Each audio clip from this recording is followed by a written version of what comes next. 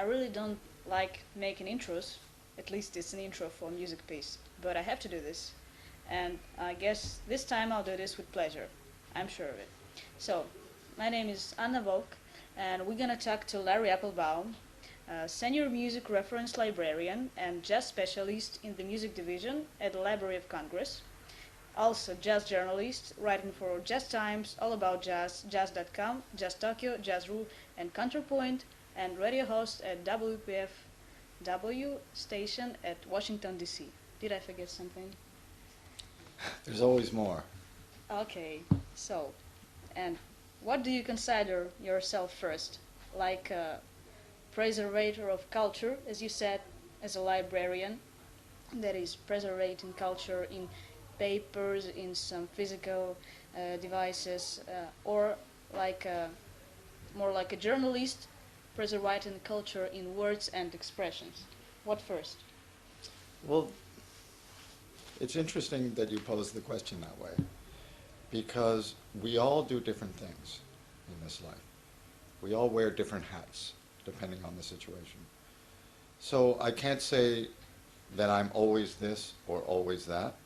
Yes, I have a full-time day job at the Library of Congress. So I am a music reference specialist, and for 25 years I was a recording engineer. So that was my day job. That's what I did for my career. At the same time, I have passion in my life, especially for music. So I write, I broadcast, I curate a film series, I interview, I do oral histories, I do any number of things. And then who knows what tomorrow will bring. Okay, let's talk about jazz journalism in terms of in terms of ethics, because from what I know, in Ukraine, jazz journalists very often leave behind that important point. I mean, the ethical side. I think we have to settle some standards. Can you talk about the ethical standards of jazz journalism? Another great question. It's a big topic. Journalists are trained in a career to adhere to certain standards. For example, there's a concept among journalists called conflict of interest. Anything that the reader needs to know to put in context this article or this piece is helpful. And let me give you some examples. If I'm a journalist and I'm covering a politician, but my wife works for the politician, that's a conflict of interest. Definitely. You're supposed to be serving the readers, not necessarily being a publicity person for some other third party. And the reader needs to know that if you have a conflict of interest, other than just getting at the truth. All right? In the world of jazz journalism, though, or music journalism for that matter, it's a different world than serious journalism. Is it unserious? Well, I'm not saying that the intention is not serious. I'm just saying that it's very difficult, certainly in the United States, it's very difficult for jazz journalists to make a living strictly on jazz journalism. Especially if he's a freelancer. Most jazz journalists are freelancers. There are fewer and fewer newspapers that have critics.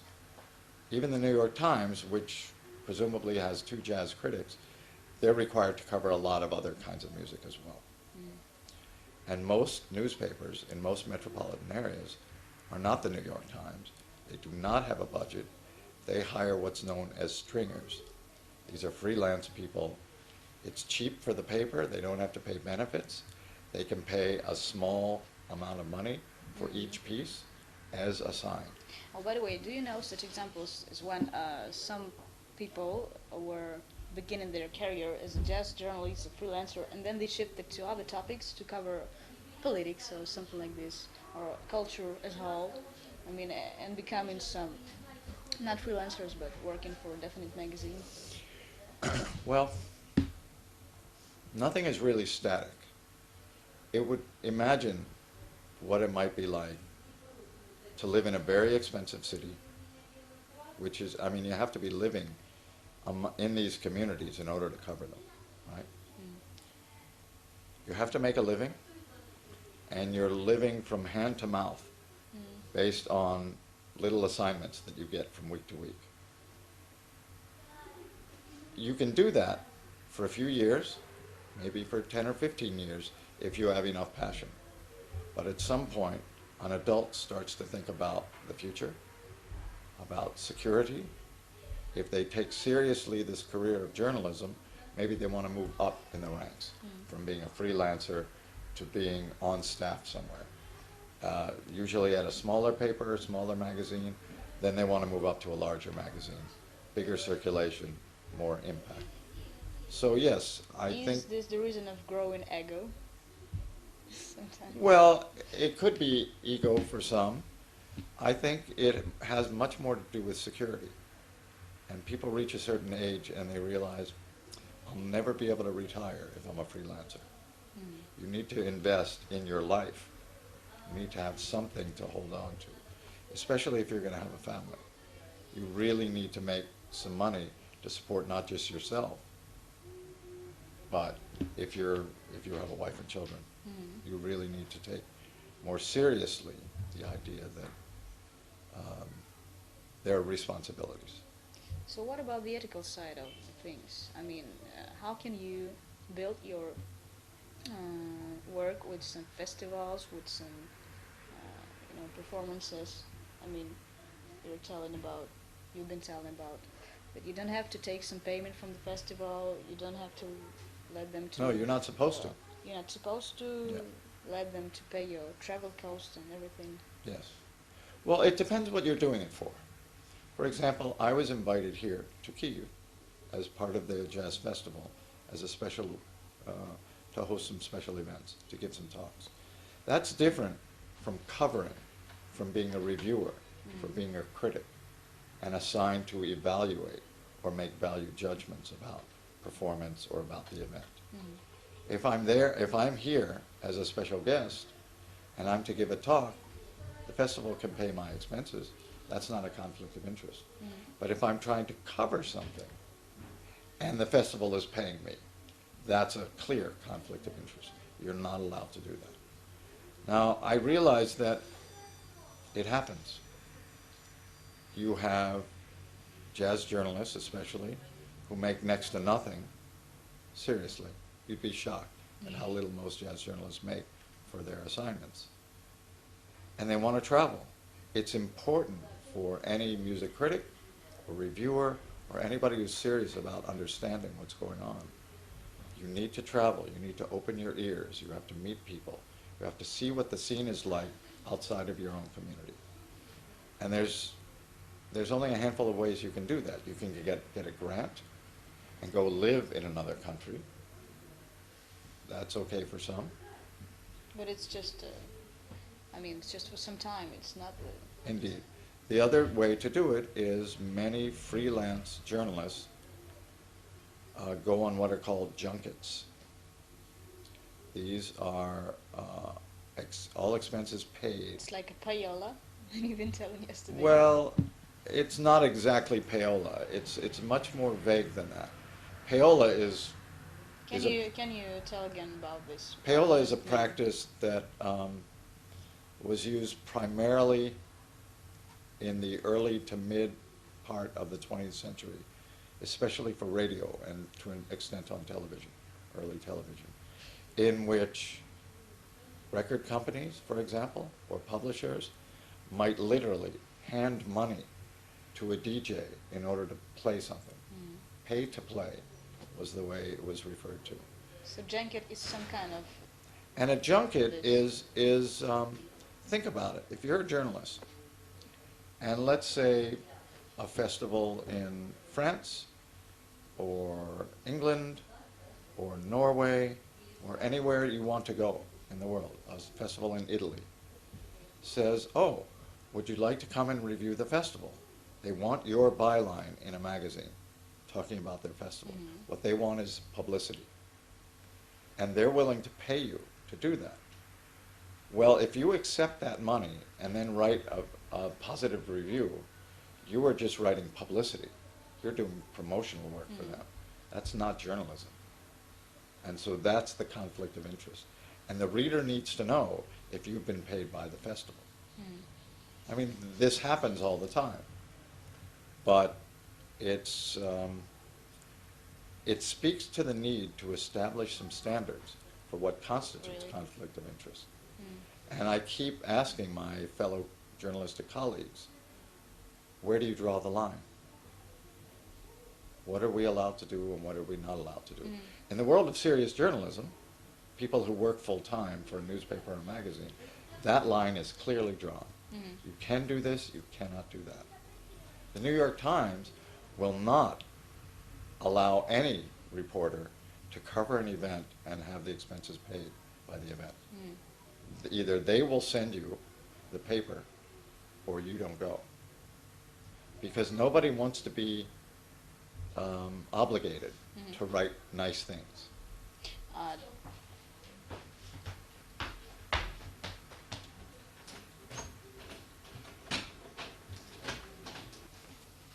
so does JJA has a set of ethical standards, Jazz Journalist Association? No, No? Why? I cannot answer that. I tried to get an answer to that. We used to meet at the IAJE convention, the International Jazz Association of Jazz Journalist Educators. Awards. No, the International Association of Jazz Educators, IAJE. And we used to have these roundtable discussions and invite local journalists to come and have these conversations. And I remember asking, straight up,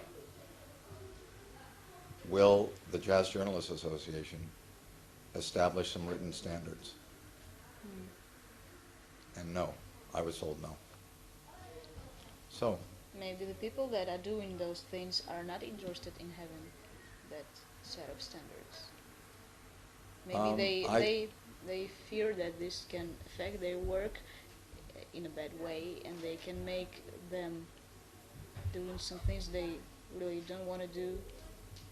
I mean, like making some compromises between those ethical standards in world of serious journalism and world of jazz journalism. what's the difference? I don't see. Isn't journalism journalism? It is. Isn't music music? It is. Okay, so I'm not the one to answer that question. You I should see. ask the Jazz Journalists Association. Okay, I will maybe someday. Well, another aspect of journalism I wanted you to talk about is the difference in mentality between different countries. I mean, it is natural that different countries have different written traditions, and it's natural also that it becomes global, it becomes common these days. And for example, Kirill Meshkov is translating your pieces for Jazzroom magazine, and Jacek Krzysztofowicz Jr. is translating your pieces for Counterpoint magazine. What are the difficulties between, facing those differences, those different writing traditions, and how can we unify it? And is it necessary to unify it in jazz journalism? Well, frankly, I don't know what the challenge is. I write in English. I give the article to Kirill or to Vyacek, and they translate. And I have to have faith that they know my voice, they know what I'm trying to say, and they use local language with a kind of sense of color for how to accurately convey what I'm trying to say. There's a way to literally translate word for word certain things, certain concepts, but it really helps to know the voice of the speaker and the genre. That is, if I'm referring to something musical, they have to have the musical vocabulary and know how to explain and describe that in Russian or Ukrainian or French or Hungarian or whatever language. I also write for this Japanese magazine. I don't read or write Japanese anymore. I mean, you are translated to Japanese? Yeah. Great. Well, I hope it's great. There's a certain degree in which you trust, and you just send it and let it go and hope. Look, I don't send it blindly. I send it to Vyacek because I know Vyacek. And I know he has integrity, and I know he has good command of both English and either Ukrainian or Russian, depending on the context. And I know that he knows about music. So I know I can send him something, and he will accurately convey. It may not be word for word, and he might massage a concept. That's fine. Again, it's a trust issue. I feel the exact same way for Kirill Moshko, who knows the language, he knows me, he knows the music. And so at that point, I just press send. I send it to him as an attachment. I let him translate it. I'll often send him photographs. You don't have to translate photos. That's nice. And then I hope the readers get a sense for what I'm trying to say. I didn't mean like a translational point like this. I mean, for example, in Ukraine, barely we make features. We make Q&A like question and answer or article. We barely combine those things. As I see, in US, it's a common thing. I mean, these are some differences in tradition of how people put the information together. I see, the format or the Yes, form yes, that we're talking form. about. Well, I don't know enough about sort of journalistic format in other languages. I can clearly see, open up the pages of a magazine and see when it's a Q&A, or I can see whether it's a feature. But how writers do that, or how they navigate these things, I would be totally dependent on you to explain to me, or Vyachik to explain to me what his approach is for counterpoint. I know he likes to interview people and use these quotes as threads through the story. Yes. And that's nice. It's His writing is more American than anyone's in this country. That's really. definitely. And what does that mean exactly? That means he uses some means that can be used in the US. He has a wide open mind. That's how I understand it. And he can use some tips that he likes just because he likes it. Okay. Because he wants to make things better. Well, I suppose that I look at somebody like Vyachik, and I assume all Ukrainian writers are like that. No, But maybe he's exceptional. he is. Yes, we know this. Yes. Let me ask you about your webcasts you're making for Library of Congress. You're interviewing people like we are doing at the moment. You're interviewing different musicians, and then Library of Congress publishes it down. We just uploads post it on our for- website. Yes. Yeah. How many webcasts have you done already, and with whom? I've done probably 7 or 8 so far, and I've got about another 3 or 4 scheduled over the next 6 months. Generally, it's when artists come to perform at the library.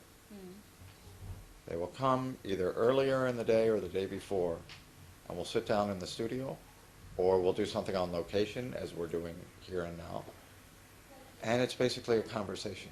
I consider it a jazz conversation. It's sort of an interview. It's sort of an oral history.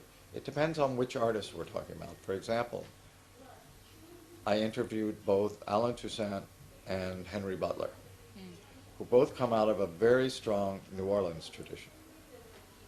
And I wanted to talk to them specifically about the New Orleans piano tradition. But we use that to just sort of open the door to their lives, their careers, how they think about music, what moves them, what they hear when they listen to music, all of those things. So I did webcasts with both of them. I've sat down and talked with and done webcasts on Dave Brubeck and Jim Hall. We did one with Vijay Iyer, with Miguel Zenon. Is it published with Vijay? I haven't seen it. Vijay's, I don't think that's gone up on the website yet. Yeah, we did one with Guillermo Klein, the great Argentine composer and pianist. I did one with Daphne Prieto. I did one recently with Uri Kane. And so and I'll do one in a couple weeks with Wadada Leo Smith. I'll do one with a number of the artists who are coming. I think Brad Meldal is coming to the library. Marshall Solal Roger Kellaway and Eddie Daniels, and so on. So it's sort of a fun way to get deeper into music, because it's like walking through an art gallery with an artist. They can point out things. They have insights. These are informed opinions. I think it can refer more to your DNA.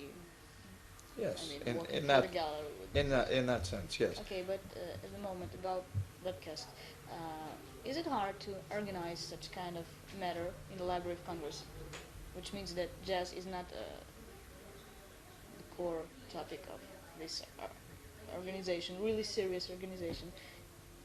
Is it hard to Well, organize it? the library is an extraordinary facility. It's a library, and it's a research library specifically. We have enormous special collections, and we have extremely knowledgeable people on every level, in every division. And we're not just talking about the music division. We're not just talking about motion picture broadcast recorded sound. We're not just talking about prints and photos. We're talking about geography and map. We're talking about Hispanic division. We're talking about rare book division. We're talking about these amazing resources. And in each division, there are extremely knowledgeable people, and they're all doing events, and they all want to videotape them and put them up as webcasts. So there's only a small staff that does the digitization and uploading. And so we all sort of have to be patient. We create the content, and then we wait and see it up on the website. Sometimes it happens within weeks, sometimes it happens within months, sometimes it can take Within years. years, yes. Some of your webcasts Are still waiting to go up, yes. It's But like- this is just because we have limited resources on the tech side. I am sort of a content generator, so I capture the interview. But you have a YouTube channel of Library. Oh, of but that's Congress. it's true.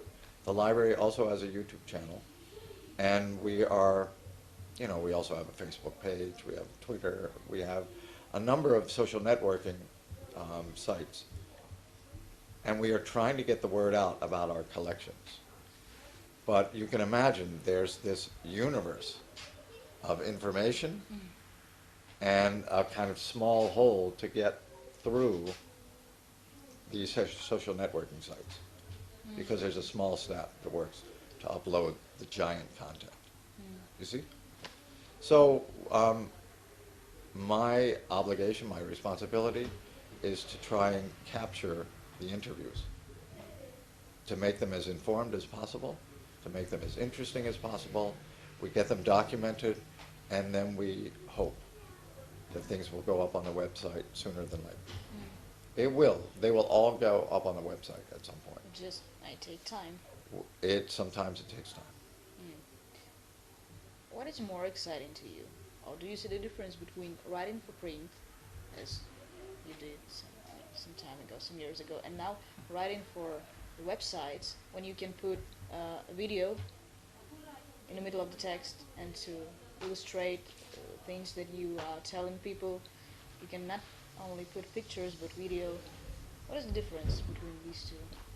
Well, the writing, You mean the modern media yeah. ways of... Well, there is a convergence happening. I mean, we see it in people's daily lives. You see people with their cell phones glued to their head all the time, right? This just is like, it becomes natural, like breathing in and out. And so you have to find a way to go beyond just traditional words on pages. There's always going to be a place for that. I think there will always be a need for books or for magazines or something you can hold in your hand. You really believe in it? I really believe in that. Yes. I think that there's a relationship that people have with physical objects. Right? How close can you feel to a file? Right? How many people collect files? How many people go home? I mean, I know people with MP3 collections or iTunes accounts with tens of thousands of songs. And they have very little tangible meaning other than the sonic quality. But a record album, there's a reason why people love to hold it in their hands. They love the open gatefold where they can read the liner notes. They are engaged in this physically. It's a tactile sensation when you can feel it in your hands. But don't you think it's just because that people are more careful in buying albums? Because if they will buy it nowadays, it means they really need it, because they can download it simply. And if they buy it, it's like they really like this music and they want to keep it at home and listen again. It may well be, and I can't speak for everybody. I know that my sense is that people don't feel quite the connection to an MP3 because they're so easily deletable or easily downloadable. They don't have meaning above and beyond the song.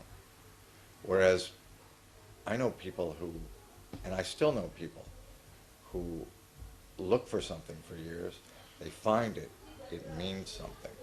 When something's so easy, when all you have to do is click a mouse and you've got it, how much meaning can that really have? It becomes disposable, I think. And so I'm looking for how people interact with music. I mean, that's one of my great interests, is what do people feel when they're listening to music? And yes, there's an aesthetic thing. You can listen to the notes, you can like the rhythm, you can dance around your room, right? But I don't think people feel connected to the physical media anymore. And that's, look, I don't want to be a Luddite. I don't want to have my eyes to the past. We live in a digital age right now. This is the way it is. There's no stopping it. But at the same time, I think there's a need for meaning in this world. And the possibilities inherent in digital media, let's say. But there are advantages. I mean, There are certainly advantages, and the biggest one is convenience. Look, look at how much information you can store on this little device. Are you still recording with that? I am. Yeah, okay. The idea that you can take a little iPod around and put 10,000 songs on it, that's amazing. It certainly is convenient if you're traveling, or if you don't want to, carry things around. You're constantly plugged in. The one big difference, though, is how people interact with the music, because that's part of the experience of music. For example, I think that people listen to MP3s now with little tiny earbuds, right? Those little things that fit in your ear. You can imagine the frequency response of those things. I do this every day. Of course, everybody does this. But those tiny earbuds are not great sound at all, not even remotely great sound. I mean, you can spend a lot of money and buy high-quality earbuds, but even still, it changes the way you perceive music. You can no longer hear the bottom end as clearly as you could with a decent set of speakers or a good set of headphones. You can't, it's all mid-range, in other words. You don't hear the full dimension of sound. Well, okay, it's a small sacrifice that people make for convenience. They want to have the MP3. The industry was at a crossroads not long ago, maybe 8 or 9 years ago, in which they were trying to decide whether to get consumers to embrace high-definition audio or go full speed ahead with MP3s. And we see what the actual decision was. The record company tried to launch high-def or HD audio. They did it in radio, they did it in consumer goods. And it never caught on, because people don't really care that much about the quality. They care about the quality of video. They love Blu-ray, and they'll pay extra for Blu-ray DVDs. So they like the things that they can see, but most people can't really hear the difference unless you're a musician, or unless you're a recording engineer, or unless you're an audiophile. It doesn't seem like much of a sacrifice that earbuds don't sound that great, or MP3s themselves are compressed. So you're missing some of the dimension of sound. At the same time, most people can't hear the difference. So this is changing the way we interact with music, I think.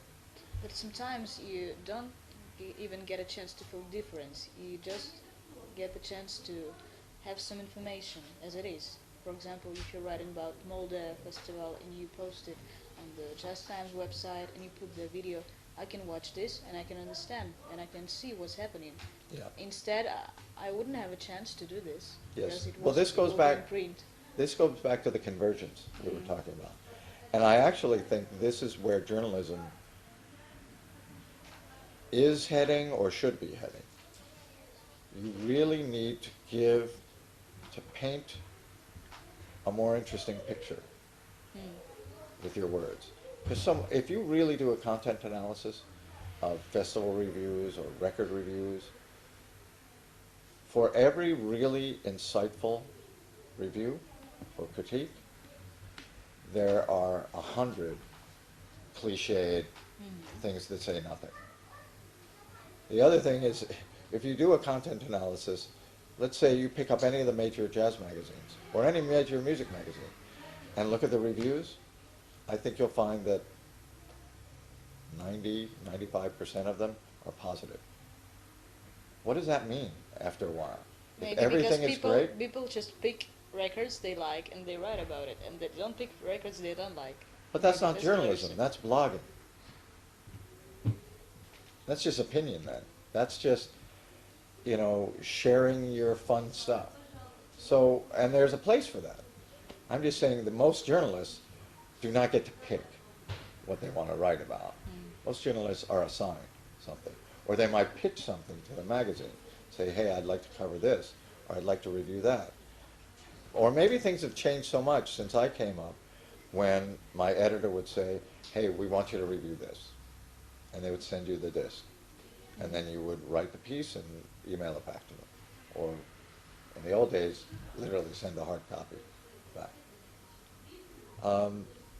I think that even among the serious, legitimate magazines, I'm not talking about blogs or websites, in the magazines, look at how much of it is positive.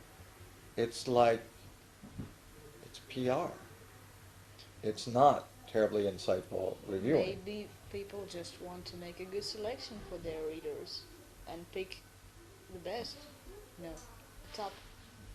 That might Yeah, that might be. but if you only pick the top, and everything you write about is great, you and I both know that not everything that comes out is great. And so hopefully, the service that you provide for your readers is learning how to distinguish between what is good and what is less good or not good. It doesn't mean you have to be crude and put things down. It's just you're trying to show people how to listen or how to evaluate. And if everything is great, well, where's the measure? I mean, what's the criteria you're using? Look, a lot of it's subjective. So much of it comes down to how you feel about it or what it sounds. And if it sounds good, it is good, right? At the same time, I know that I'm reminded of what my friend Francis Davis said. Francis writes for the Village Voice, and he's a great author. He's written half a dozen books. He's a very insightful writer, and reader, and listener.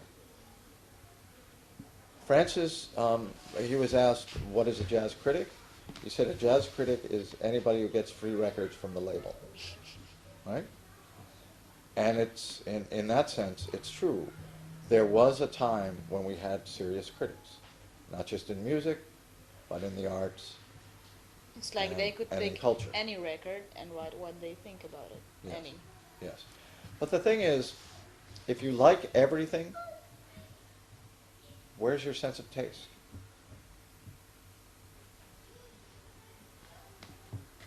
Let's talk about blogging. It's the future of the time. Yeah, let's talk about blogging. Every journalist has a blog. Why don't you? First of all, every journalist doesn't have a blog. And a lot of journalists I know have Lots. blogs that they just stopped writing for. You know, they got excited about the possibility, they launched it, But they wrote a bunch of attempted things. To do this, Hold on. At least. A lot of people I know got excited by the possibilities, launched their blog, put some stuff up there, and then they realized it's like an animal that has to be fed every day. You know, you have to walk it, right? And it's fine if you have a lot of time on your hands. I know people who go out, for example, I know people who go out and hear music 5 or 6 nights a week, especially people in New York where there's so much happening. Frankly, I don't know who has time for that. If you have a full-time job and you're doing 6 other things, you know, this is what, like, where's the time for me to do a blog? I probably would like to have a place to park my old work. For example, all these B&As I do. Since Jazz Times was sold and then, you know, the old website no longer exists, a lot of people would like to see that stuff archived. Because I've done 35 or 40 of them by now. And I'd like for people to be able to have access to them. So in that sense, you know, it's worth building a website or a blog. It's just, I'm one person, you know, I don't have a staff. And I have a full-time job, and I'm doing 5 or 6 other things. In that case, it will be more like a website or online archive than blog. Maybe. And I think this will happen at some point. I just need to carve out some time to do it. What are you thinking of it? Well, it's not so much that I think blogging is the way to go. I think a lot of it is incredibly self-indulgent. It's just people's opinions. And the fact is, most blogs have very little impact at all, because most blogs are not read by that many people. At the same time, you know, there's a handful of things that I'll look at occasionally. I don't even have time to read blogs, much less write them. I mean, that's just it. It's like the whole world is splintered right now. There used to be places, like there used to be a handful of television networks, and everybody watched those same networks. Well, in the world of cable and video by demand and all the other competition that is offered, the viewership is totally splintered into 1,000 pieces. And so the networks don't have that sort of common voice anymore. Now you have to choose and pick. And the networks no longer have an obligation to be fair. Now they're full of opinion too. And we're seeing rise of polemics in the place of reasoned critique.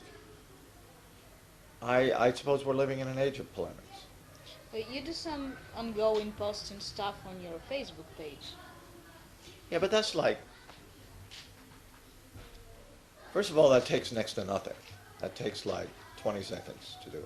But you do this. This is something that's daunting for me, is that last time I was in New York was for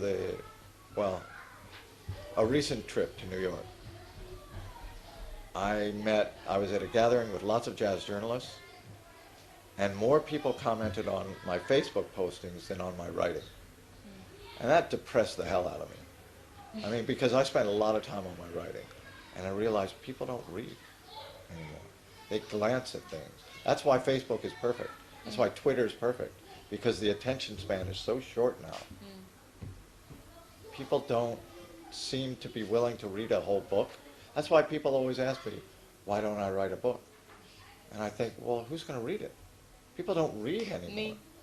You will read it? Yes. Yes. And your editor. Yes, maybe. Well, that's 2 people. I, That's not less. That's not it less. yeah, I think that we have so many options right now and so much information. And I am actually more interested in knowledge than information. And there's a difference between those things. So we can naturally shift to the topic of your lecture, and we can talk about the reason you're here. I mean, not now in that kind of studio, but in Kyiv. You've been invited by the Jazz in Kyiv Festival, like a special guest, to make some lectures, to give some talk. And what does it mean to you to be invited like a special guest? Well, it's an honor, first of all. I really respect what people have done here because the last time I was here was 6 years ago. There was no jazz festival here. There was a little bit going on, you know, some things, occasional nights in a club, and there were musicians who were clearly trying to do things, and there were occasional recordings coming out. But there was no sort of international presence. And 3 years ago, they just created it. They just did it. I'm sure it wasn't easy. They had to find the money and the sponsorship, and they had to learn as they go, but they were successful. And they built on that success, and now we're 3 years into it, and it's a big deal, I think. I mean, look at who's performing here. So it helps put Ukraine and Ukrainian jazz on the map. There's a scene here. It lets the world know that. So I'm honored to be part of that. As far as, and it's interesting, again, to return and to see how things have grown. I don't just mean the city. I mean, there's certainly construction going on. I see new buildings.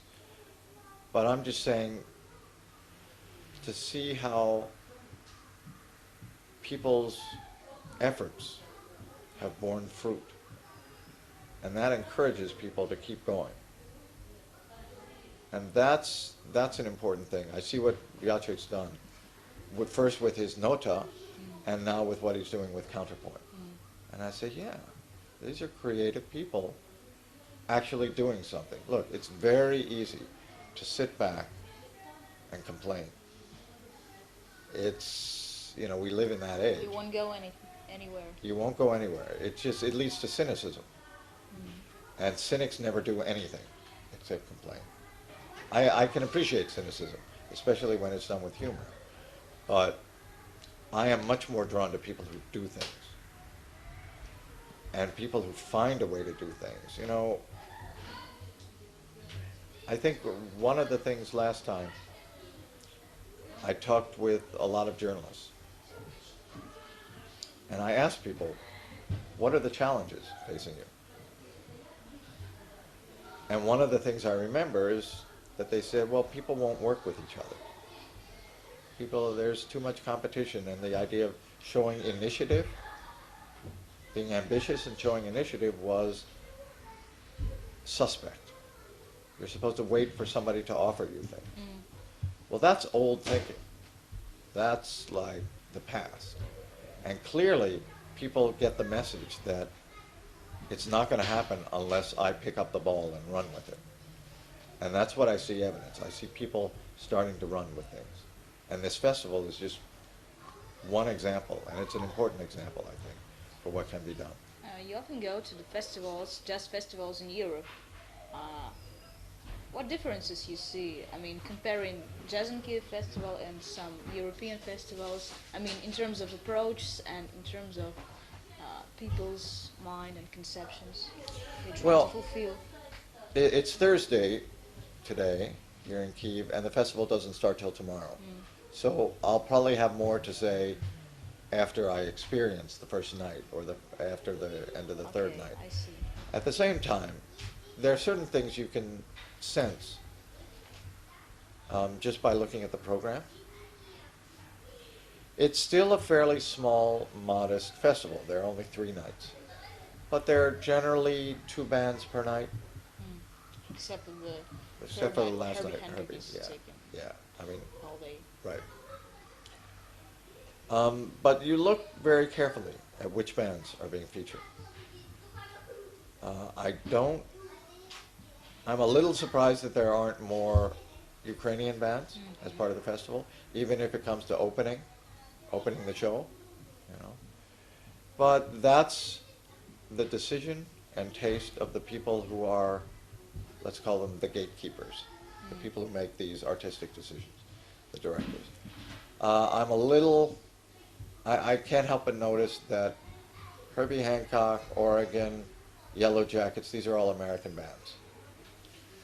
I love them. I think they're good, solid choices. It's interesting to see that these are the bands that people will come out to see. I'd be very interested in what happens if you were to book a group that appeals to younger audiences, for example. I mean, like Vijay Trio, Sex Mob, that they've been bringing this summer and this spring. Yes, but they're not on the festival. But it's the same organization that brings them? Yeah. Okay. So there is an audience here for not just mainstream, sort of older baby boom jazz, but for the full range of things. Now what happens if you were to bring somebody who played older style? Bebop players, or swing players, or people like that. Would people show up? I think so. It depends on promotion also, you know. Okay. Да, и это был последний вопрос, я все помню. Sorry. We have to finish and go. Oh, we're done? We're done? Almost. I want to thank you. Я могу еще минуту могу записать, чтобы как бы сделать завершение, ну как бы. А? Окей. Сейчас записываем? Да. Okay, I think you have to finish. I want to thank you and everything. As you wish. Okay, and we can continue there. Yeah. Okay, thank you so much for coming here, for being here, for answering my question and everything. It's my pleasure. Hope we get to continue the conversation. I hope so. Larry Appelbaum, thank you. So, almost all of them are multi-instrumental players and it's more like, you know, like The idea of not bringing earlier styles. European, Well, I just mean there are people who play in an earlier style or earlier language. Even bebop. There's nobody really playing bebop on this festival at all. It's not known for that. I'm not even sure that I would call. I think it's a bit another. I'm not even sure it's jazz, and that's okay, frankly. I don't. I'm not. World music tango. But it's beautiful music, and music is music, and so if you talk about, it's sort of all on the margins. It's the Yellow Jackets, which is sort of fusion.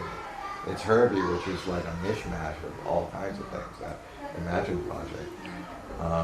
Oregon is another kind of fusion, you know, acoustic fusion. There's Nueva Tango, and with chamber music. There's no straight ahead stuff. We're not. Are we recording this?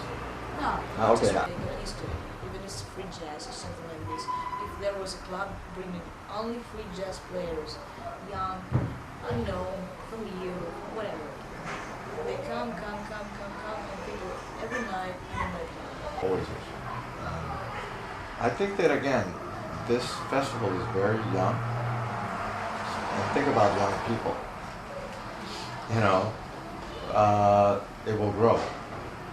And I think it will face some financial realities that you can't keep appealing to the same audience all the time. Keep jazz festivals a little bit. But the point is that they Can't just keep booking your favorite people. began the festival like a free event. So the entrance was totally free for everyone. And free and how they're doing it for money. I just understand it. Art, so you have it for free. It's like you start underestimated. It's for free. Just like see cigarette companies sponsor a jazz festival. You're selling death, basically, death and disease. And I hated to see jazz associated with cigarettes. It's just disgusting. By the way, I'm not sure about the same thing in the US, but in Ukraine we can often see some alcohol makers sponsoring some sport, like football matches and everything. But that's Alcohol is sort of gray area because so much of jazz takes place in clubs that sell alcohol. But I think, it's not what we would. Well, here's the big question: is where you draw the line between compromise, being set, all that stuff. It's in Lisbon. It's called Jazz and Gusto because their money comes from the Gulbenkian Foundation. They're extremely wealthy. public or state foundation. Private foundation, but the country has no money. The Ministry of Culture has no money.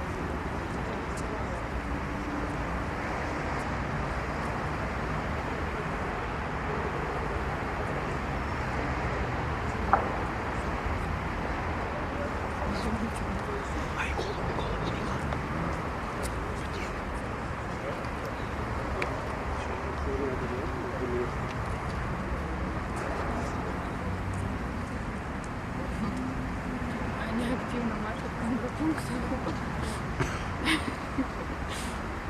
Классно, он фотографирует, пишет.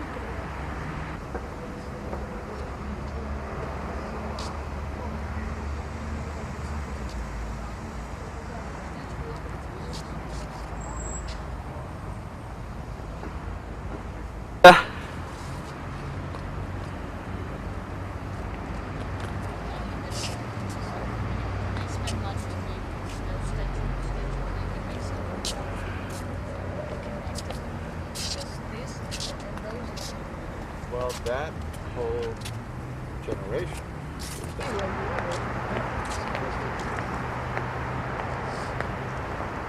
are not so many groups close to Dnipro, like in Budapest close there. Which river flows through Budapest? Is it Danube. called Danube? Danube. This river is, you know that there was this incredible ecological disaster in which a company, I think a mining company or something, was When flowing was it? towards What year? Budapest, like 2 months ago. О май гад. И в панораме. Just take out.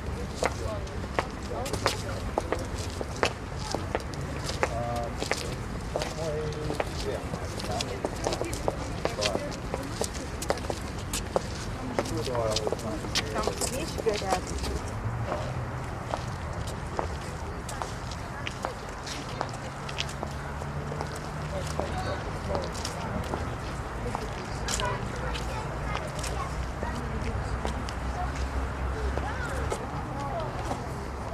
Looking at the clouds.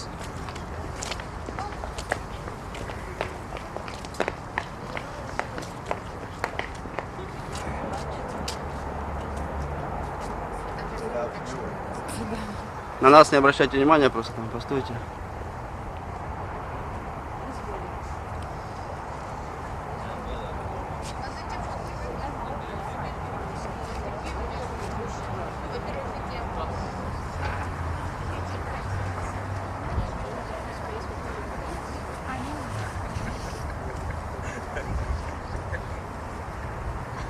Папа, иди сюда, посмотри.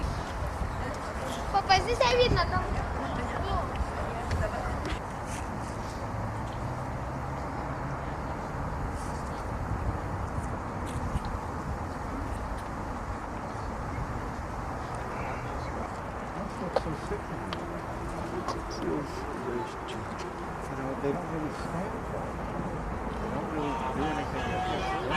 Что они очень кадруются. Yes, he has a wife. I don't think he has kids. He На has a wife who works. антибляху, ноги, ну да чтобы потому что таких вот No.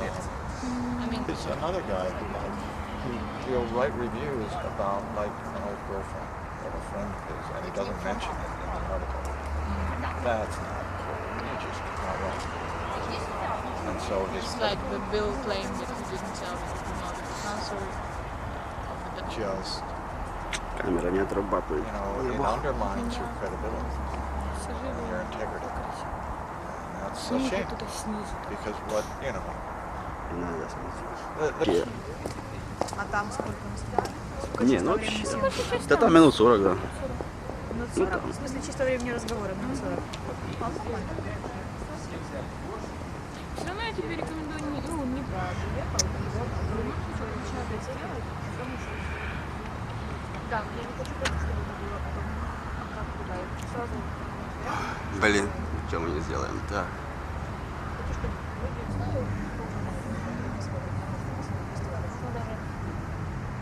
Нам будет достаточно, смотри, вот этого микрофона, если на него в поле. А ты хочешь, подожди, это в субботу. Это в субботу. Как раз в субботу. Да, потому что в субботу я субботу.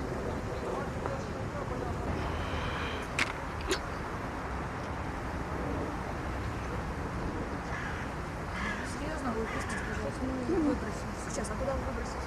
Туда. Оп, и сразу зашло.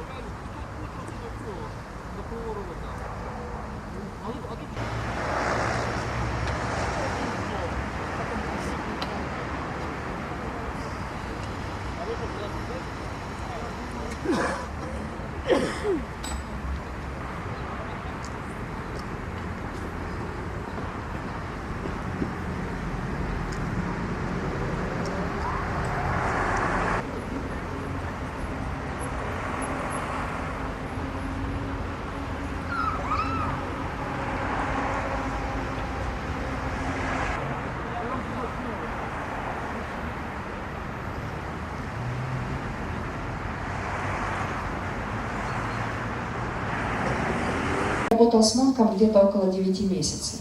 It was at a crucial part, a crucial stage in Coltrane's career. И в карьере Колтрейна это было переломным, решительным моментом. He had been struggling for years with what we used to euphemistically call health problems. У него было то, вот как раз Cleaned up his life. он очищал всю свою жизнь. He leaves Miles Davis and starts to work with Thelonious Monk. Майлса Дэвиса и начинает работу с Телониусом Монком. And as great as Coltrane was with Miles, И вот в то время, пока он был с Майлсом, he said he got deeper and deeper and deeper into it. он сказал, что он погружался в это все больше и глубже с Монком. The thing is, the two of them only made 3 songs together in the studio. В студии они записали вместе всего документированно. You know those 3 songs? Вы знаете, что это за три You know that композиции? recording, the studio Знаете recording? эти серийные записи? You do. Вы знаете. That's all we have. Вот и все, что у нас есть. And the reason they didn't record more often И причина, по которой они... Поэтому одно из самых великих сотрудничеств в мире джаза was documented in only 3 songs. осталось задокументированным всего лишь 3 композициях. That's all we had until the 1990s. Это все, что у нас было до 1990-х годов. When somebody found Когда звукозаписывающее устройство было просто поставлено на стол. it sounded awful, И звучало это ужасно. but it's all we had Но все это было все, что у нас есть. until До we found these tapes. тех пор, пока мы не открыли эти записи. And on these tapes, Делается никаких вступлений, никаких слов не произносят музыканты. but there is an announcement Но есть вступление, сделанное музыкантом, но на оригинале записи. and I'm going to share that with you now И сейчас я этим с вами поделюсь. because it's not only a fascinating announcement, include John Coltrane, tenor saxophonist, John Coltrane, who until he joined Thelonious was perhaps best known for his work with the Miles Davis group. Playing bass, one of the, well, let's see, the Count Basie, Lucky Miller, Woody Herman, Illinois Jacket, and others, Shadow Wilson. As offbeat as his music and his titles, he is one of the insistent originals in our culture. He makes his own rules, sort of pick up the story and let you know what happens after the discovery. Теперь я хочу своего рода как бы подхватить на этой ноте и рассказать вам, что произошло после открытия этой записи. We find it, we're going crazy, Мы находим, мы с ума. and I asked him, Lewis, do you know anything about this recording with Monk and Coltrane at Carnegie Hall in 1957? И я спрашиваю, знаете ли вы что-нибудь о записи Колтрейна и Монка, сделанной в 1957-59 году в Карнеги-Холле? America never broadcast these tapes. Причина заключается в том, что «Голос Америки» никогда даже не передавал по эфиру эти записи. And when we went to digitize the tapes, it was the first time Делал снимок. that goes out on the wire Это everywhere. пошло по, The wire service. по, you understand? как это сказать, по сети, в общем, по службам, стало передаваться в другие информационные службы. Моя статья, которые были написаны в связи с этим, относится к Голливуд Репортер. And it's my favorite because they refer to me as a library archive nerd.